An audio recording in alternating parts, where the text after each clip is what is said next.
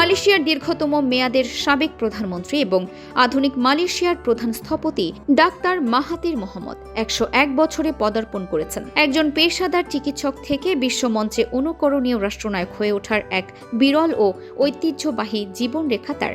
1925 সালের 10 জুলাই কেদাহ রাজ্যের আলোর সেটারে জন্মগ্রহণকারী মাহাথির চিকিৎসাবিদ্যা শেষ করেন 1957 সালে। ব্যক্তিগত ক্লিনিক চালু করেন, যেখানে তিনি ডাক্তার এম নামে জনপ্রিয়তা পান। পরবর্তীতে বাস্তববাদী সিদ্ধান্তের তাগিদ থেকেই তিনি পুরোপুরি রাজনীতিতে প্রবেশ করেন।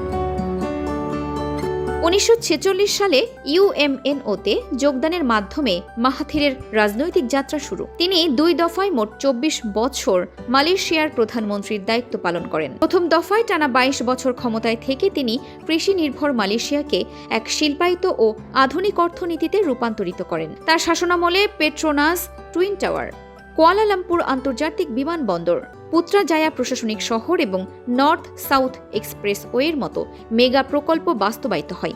1991 সালে তার ঘোষিত ভিশন 2020 মালয়েশিয়াকে উন্নত রাষ্ট্রীয় মর্যাদা অর্জনের ভিত্তি গড়ে দেয়। অর্থনৈতিক উন্নয়ন ও স্থিতিশীলতার পাশাপাশি মাহাথিরের শাসনকাল রাজনৈতিক বিতর্কের বাইরে ছিল না। 1987 সালের অপারেশন লালাং, 1988 সালের বিচার বিভাগীয় সংকট এবং রাজনৈতিক প্রতিপক্ষ হিসেবে পরবর্তীতে নিজ শিষ্য আনোয়ার ইব্রাহিমকে বরখাস্ত ও কারাদণ্ড দেওয়ার ঘটনাগুলো তার মেয়াদের সবচেয়ে আলোচিত অধ্যায়।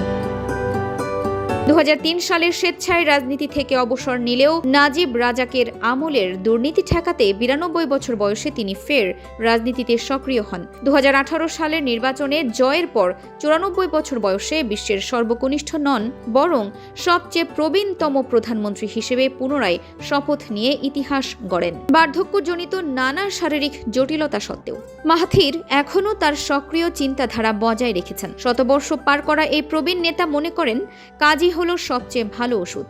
তিনি কিভাবে স্মরণে থাকবেন তা নিয়ে বিচলিত নন, তবে নিশ্চিতভাবেই প্রজন্মের পর প্রজন্ম ধরে তিনি বিশ্বমঞ্চে আধুনিক মালয়েশিয়ার স্থপতি হিসেবেই শ্রদ্ধার সঙ্গে আলোচিত হবেন।